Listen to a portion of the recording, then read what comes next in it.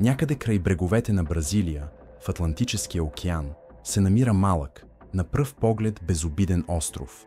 Нарича се Каймада Гранде, но светът го познава като островът на змиите. С площ от едва половин квадратен километър, този остров е дом на хиляди змии, и то не какви да е. Тук живее златната змия, вид, който не се среща никъде другаде по света. Нейната отрова е толкова силна, че може за минути да разтопи човешка плът и да доведе до смърт, ако не се приложи лечение. Според учените, на всеки квадратен метър от острова има между 3 и 5 змии. Да, дори няма къде да стъпиш, без да рискуваш живота си. Преди хиляди години островът бил част от континента, но когато морското равнище се повишило, той останал откъснат.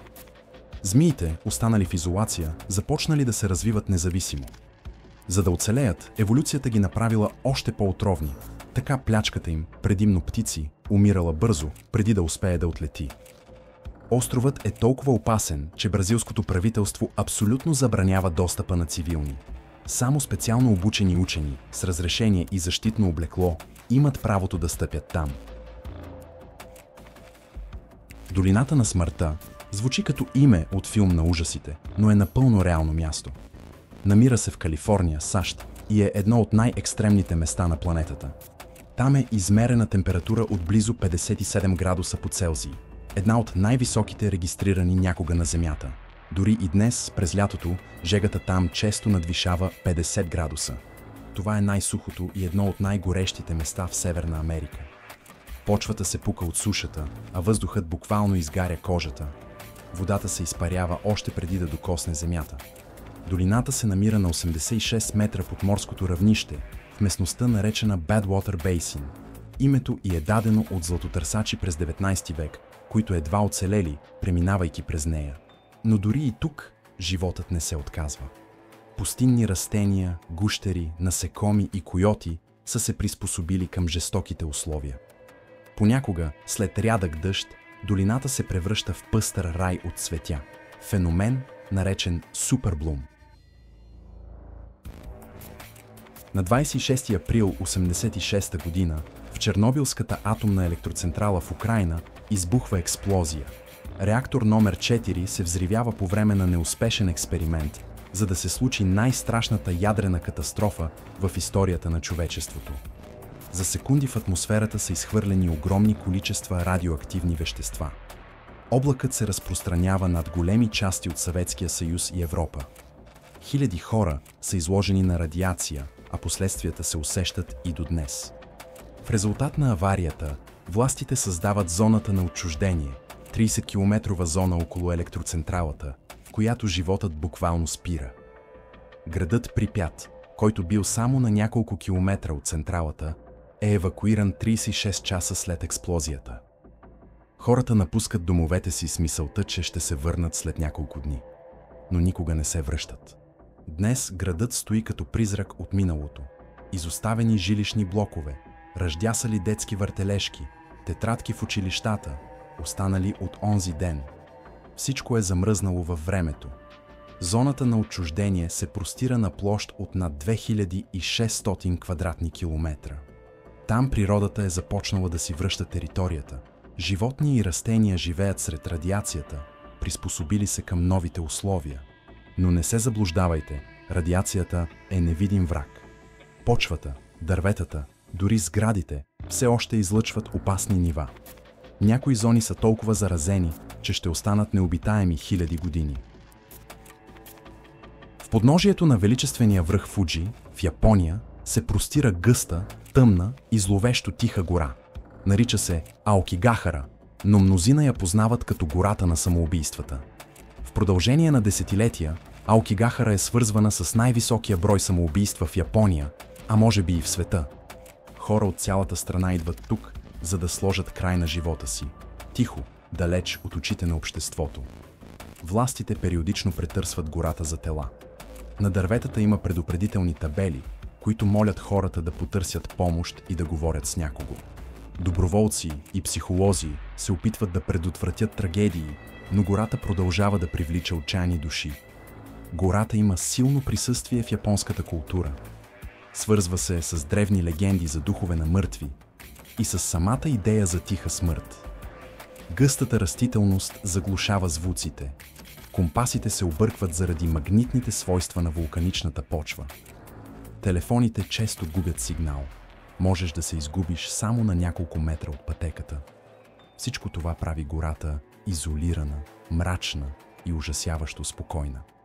Иронично, Аокигахара е също изключително красива. Зелена, спокойна, с дълбоки пещери и гледки към Фуджи. Тя е популярно място за туризъм и катерене. Но сред красивите дървета понякога се виждат останки от палатки, лични вещи или дори въжета, оставени от хора, дошли с еднопосочен билет.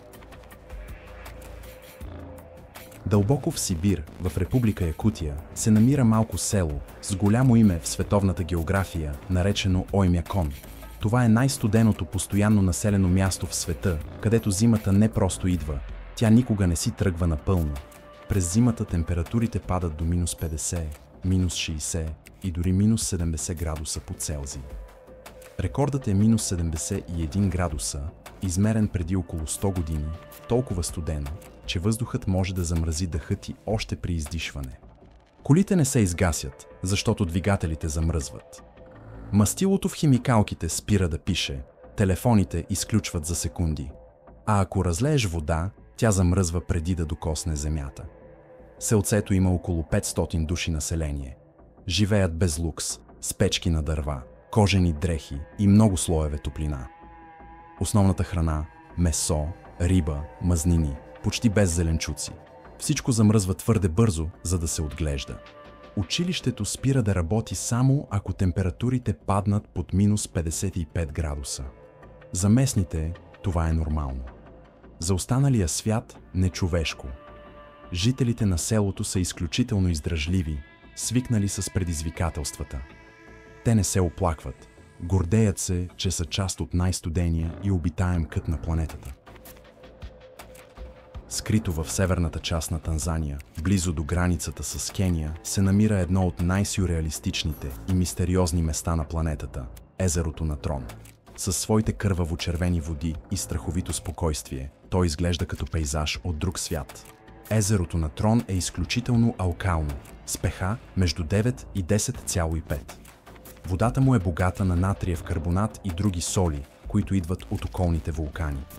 Температурата понякога надвишава 60 градуса, а солеността е толкова висока, че прави мястото смъртоносно за повечето живи същества. Когато птици и други животни попаднат в езерото, те умират бързо, изгорени от алкалната вода. Но тук се случва нещо още по-странно. Телата им се покриват с минерали и се мумифицират, оставяйки ги да изглеждат като вкаменени статуи. Фотографът Ник Бранд се прочу с зловещи снимки на тези каменни животни, наредени като музей на смъртта по бреговете на езерото. И все пак, в тази токсична среда, животът намира път. Езерото на Трон е едно от най-важните размножителни места в света за фламинги. Те снасят яйцата си върху солени острови, недостъпни за хищници. Техните крака издържат на солта, а организмът им се е адаптирал към враждебната среда. Езерото на Трон е едновременно гробище и оазис, красота и ужас. То ни напомня, че природата не винаги е гостоприемна, но винаги е изумителна.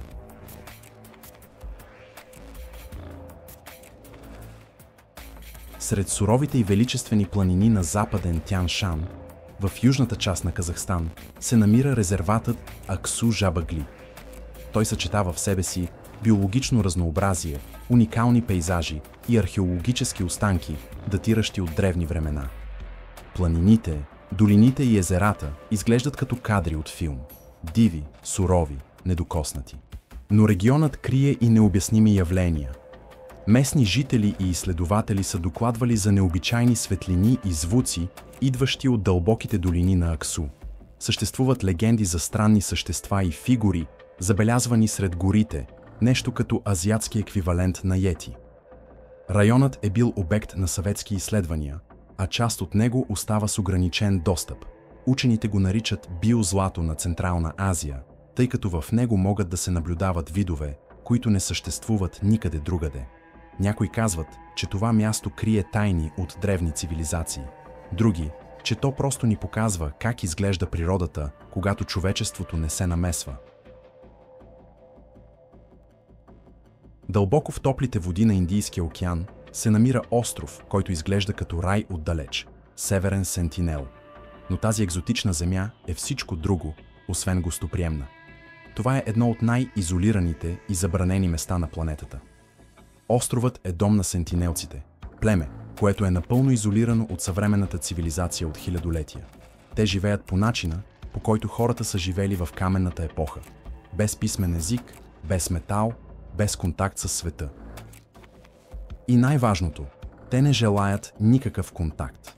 Всеки опит за приближаване до острова се посреща с враждебност, стрели, копия и камъни. Индийското правителство официално забранява достъпа в радиус от 5 км около острова, за да предпази както външни хора, така и самото племе от болести, към които нямат имунитет.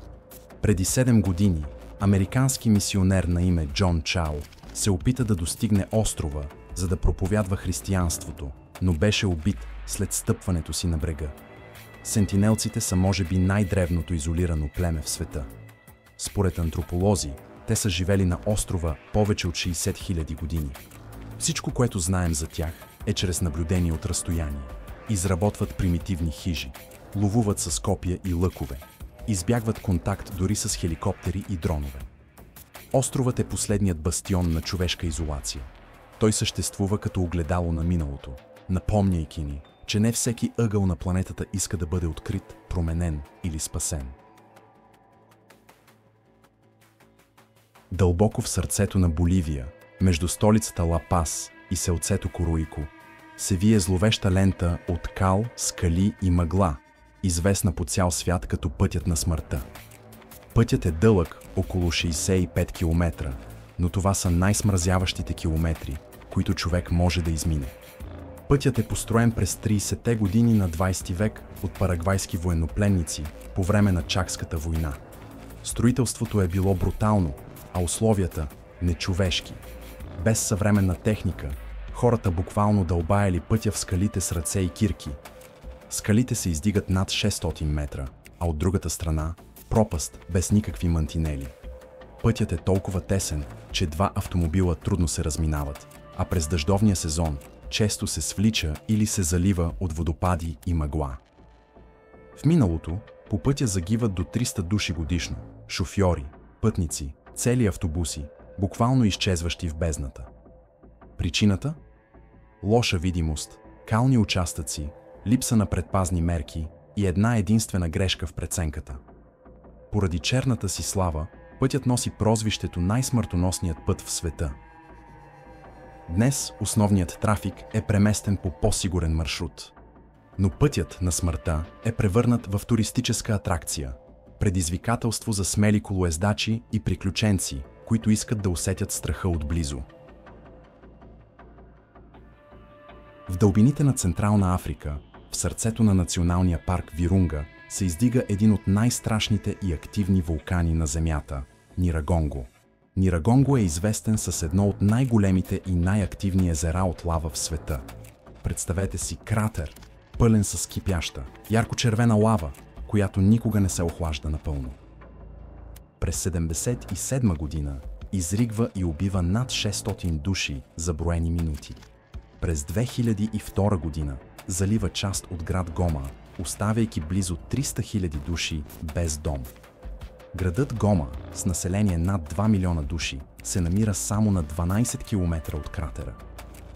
Хората там живеят с постоянното усещане, че на върха над тях спи чудовище, което може да се събуди всеки момент. Вулканът Нирагонго е едновременно величествен и ужасяващ. Красотата му е хипнотична, но под повърхността бушува сила, способна да унищожи градове за минути. Това е природа в най-чистата й форма, непредсказуема и безмилостна,